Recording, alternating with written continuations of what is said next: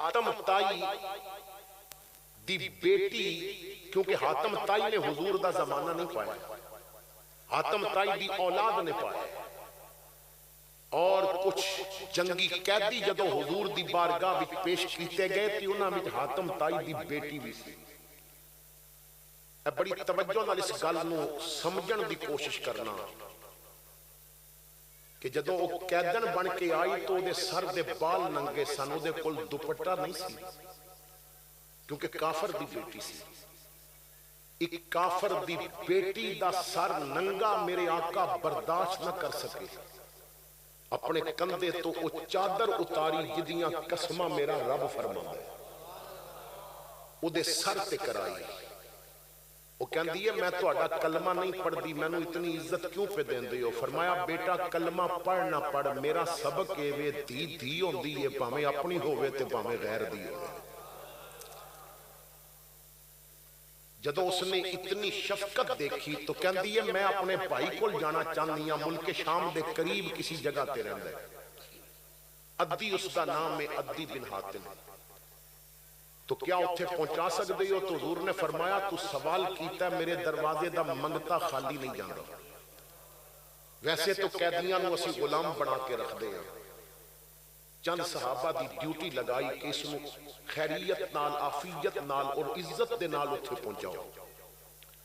انہوں لے کے چل پے، راستے وچنا آبادی تو بھی گزرے اور ویرانے تو بھی گزرے، سیراب بھی سن اور جنگل بھی سن، دن دا سفر بھی ہویا تے رات دا سفر بھی ہویا۔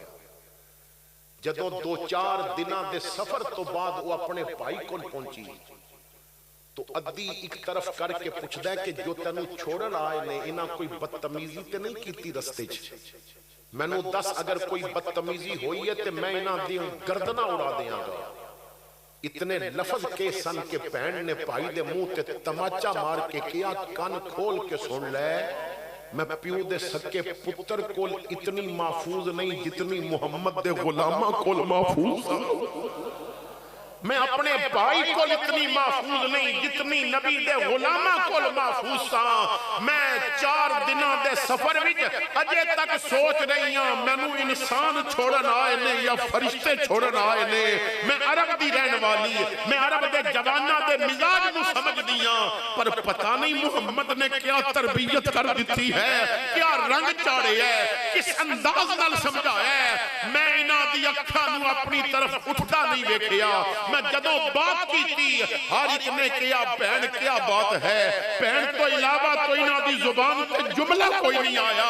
اے میرے بھائی جدو میرے سر تے محمد نے چادر کرائی سی میرا دل ادو ہی کلمہ پڑھن تے آ گیا سی، پر میں اس وجہ تو کلمہ اتھے نہیں پڑھیا، ایک واری جا کے ویر نو بھی لے کے آما، دوویں بہن پھرا محمد دی غلامی بھی جاواں گے، دوویں کلمہ پڑھاں گے۔ چل میرے بھائی زمانہ پھر کے ویکھ لے، تینوں محمد تو بڑا کریم بھی نہیں ملے گا، محمد تو بڑا شفیق بھی نہیں ملے گا۔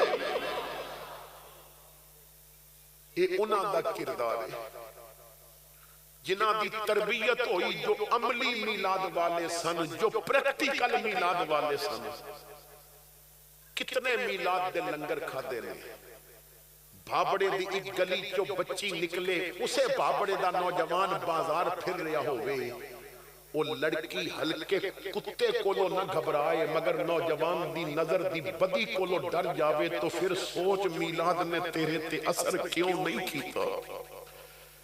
ادا مطلب ہے تو میلاد منایا نہیں، تو کملی والے دے کردار نو اپنایا نہیں۔ کاش تو یہ بات سمجھ جاندہ میں امتی ہوں اپنے رسول کریم کا، جو کچھ انہیں پسند ہے وہ ہے مجھے پسند۔ تو میلاد منان والے حضور نال نہ تعلق میلادی رکھ، غلامہ والا رکھ، اور پتا جے نا جیڑا غلام ہوئے پھر مرضی ادھی نہیں چلتی، جیڑا غلام ہوئے مرضی ادھی، غلامی وچ چونکہ چنانچے والیاں گلاں نہیں ہونیاں، غلامی وچ بس یہی کیا جاندا ہے میں کریوں ہتھ واگ بلوچے جدھر چلاوے چلے۔ حضور غوث